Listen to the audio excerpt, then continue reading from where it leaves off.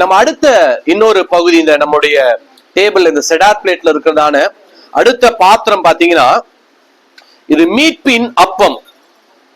இந்த கிளாத்ல நம்ம க்ளோஸ் பண்ணி வைத்திருக்கிறோம். இந்த மீட்பின் அப்பம் என்று சொல்வார்கள். ஏன்னா கையில எடுத்து சும்மா ஒரு கிளான்ஸ் காட்டுங்களேன். Okay, the food of redemption, இது மீட்பின் அப்பம் என்று சொல்லப்படுகிறது.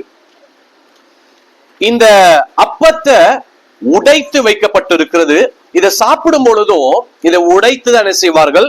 சாப்பிடுவார்கள். அதுக்கு நெருக்கமான ஒரு அர்த்தம் இருக்கிறது. நீங்கள் வாசிங்கள், ஏசாயா 53ஆம் அதிகாரம் 5வது வசனம் நீங்க வாசிங்க.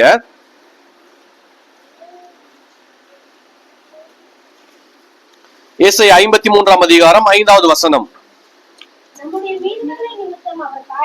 நம்முடைய மீறுதல்கள் நிமித்தம் அவர் காயப்பட்டு, அவர் நம்முடைய அக்கிரமங்கள் நிமித்தம் அவர் நொறுக்கப்பட்டார்.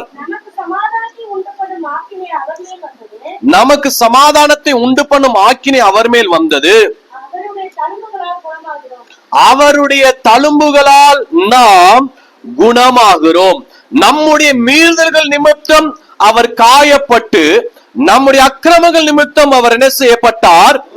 நொறுக்கப்பட்டார். இந்த அப்பம் இயேசுவுக்கு நிழலாட்டமாக இருக்கிறது. இந்த அப்பம் இயேசு கிறிஸ்து நம்மோடு செய்ததான அந்த உடன்படிக்கைக்கு அது அடையாளமாக இருக்கிறது. நம்ம ஒதுக்கி வைக்கப்பட்டதான இந்த அப்பத்தை இப்ப நம்ம எல்லாரும் என்ன செய்யறோம்? நாம சாப்பிட போகிறோம். லூக்கா 22ஆம் அதிகாரம் 19வது வசனத்துல இயேசு கிறிஸ்து சொல்லும்போது சீஷர்களோடு அந்த கடைசி பந்தியில அவர் பங்கெடுக்கும் போது சொல்றாரு, இது உங்களுக்காக பிற்கப்படுகிற அப்பம், என்னுடைய சரீரமாகிய ஒரு அப்பமாக இருக்கிறது. இன்றைக்கு முழு மனுக்குலத்திற்காக, நம் எல்லாருக்காகவும் இயேசு கிறிஸ்து அவர் பிற்கப்பட்டார் என்பதை தான் நாம் இந்த அப்பத்துல நாம் அவரை பார்க்க முடிகிறது.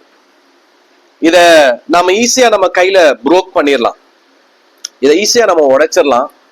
பட் ஆனா இயேசு கிறிஸ்து மனுஷனுடையதான, ஒவ்வொரு மனுக்குலத்துடையதான அந்த பாடுகளை, அவங்களுடைய பாவங்களை ஏற்றுக்கொள்வதற்காக அவர் ஏற்றுக்கொண்டதான அந்த சுமையும் தியாகமும் ரொம்பவும் பெரியது.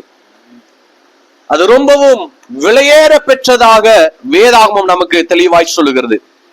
நாம இந்த அப்பத்தை தான் மாதந்தோறும் இல்லைன்னா வாரந்தோறும் நாம் போகிறதான திருச்சபையில நம்ம பங்கெடுக்கிறோம்.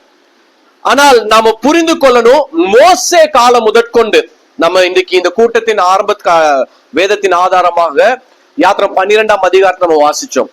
மோசே காலத்திலிருந்து இயேசு கிறிஸ்து காலம் வரைக்கும் நீங்க பாத்தீங்கன்னா இஸ்ரவேலர்கள், யூதர்கள் இந்த பஸ்காவை ஆசரித்து கொண்டே வந்தாங்க.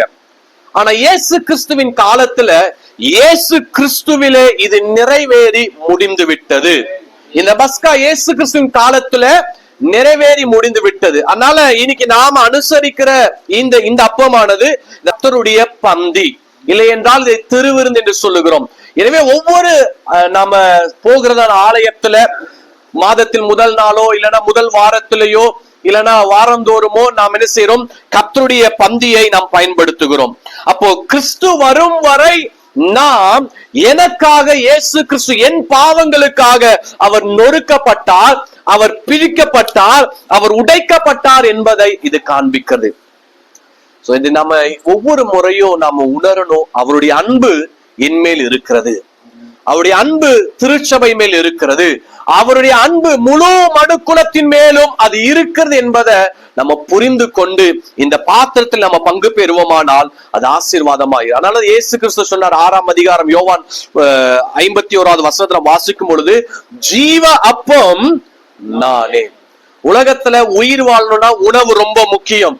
உலகத்தில் உயிர் வாழ்வதற்கு அந்த உணவாகி அந்த இன்கிரிடன்ட் நம்முடைய சரீரத்துக்கு தேவையா இருப்பதை போல இந்த ஆத்துமா வாழ்வதற்கு இயேசு நமக்கு முக்கியம். இந்த இயேசுவை நாம் ஒவ்வொரு முறையும் ஒவ்வொரு நாளும் நாம் அனுபவிப்பதற்கு பரிசுத்த ஆவியார் நமக்கு என்ன செய்யப்பட்டிருக்கிறார்? கொடுக்கப்பட்டிருக்கிறார். எனவே அந்த ஆண்டவராக இயேசு கிறிஸ்து தம்மை தாமே அவர் முழுவதுமாக சர்வ லோகத்துக்காக அவர் தம்மை ஒப்பு கொடுத்ததை போல நாம் நம்மை ஒப்பு கொடுத்து இந்த பாத்திரத்திலே பங்கு பெறுவோமானால் அது ஆசீர்வாதமாக அது இருக்கும். இயேசு தம்மை ஒப்பு கொடுத்தார், அவர் நமக்காக ஒப்பு கொடுத்தார், முழு மனுக்குலத்துக்காக ஒப்பு கொடுத்தார். நாம் நம் எல்லாவற்றையும் விட்டு நாம் ஆண்டவர் நேசுவதற்கு அடையாளமாக நம்மளை ஒப்பு கொடுப்போம். கண்களை மூடி நம்ம ஜெபம் பண்ணுவோம். அன்பின் தகப்பனே, குமாரனாகிய இயேசுவின் நாமத்திலே நாங்கள் ஜெபிக்கிறோம். உம்முடைய ஆண்டவரே பிராயச்சித்தம் எங்களுக்கு கிடைத்ததுக்காக நாங்க நன்றி செலுத்துகிறோம். உங்க அன்பு எங்களுக்கு கிடைத்ததுக்காக நாங்க நன்றி செலுத்துகிறோம். இந்த ஆண்டவரே மீட்பின் அப்பத்துக்காக நாங்கள் துதிக்கிறோம். ஆண்டவரே, இந்த அப்பத்தில ஆண்டவரே உங்க நன்மை இருப்பதற்காக நாங்க நன்றி செலுத்துகிறோம். உம்மை நினைவு கூறும்படியாக நீர் எங்களுக்கு இதை செய்ய சொல்லி இருப்பதற்காக நன்றி செலுத்துகிறோம். இந்த பந்திலே நாங்கள் பங்கு பெறுகிறோம். இந்த அப்பத்தை பிதா குமார பரிசுத்தாவின் நாமத்துல நாங்கள் ஆசீர்வதிக்கிறோம். இயேசுவின் மூலம் நல்ல பிதாவே, ஆமென். அவருடைய இரத்தத்தால் மீட்கப்பட்ட அன்னில் மூழ்கி ஞானஸ்நானம் எடுக்கத்ததான ஒவ்வொரு கர்த்தருடைய பிள்ளைகளும் இந்த அப்பத்தை நீங்கள் புசிக்கலாம். கர்த்தர் உங்களை ஆசீர்வதிப்பாராக.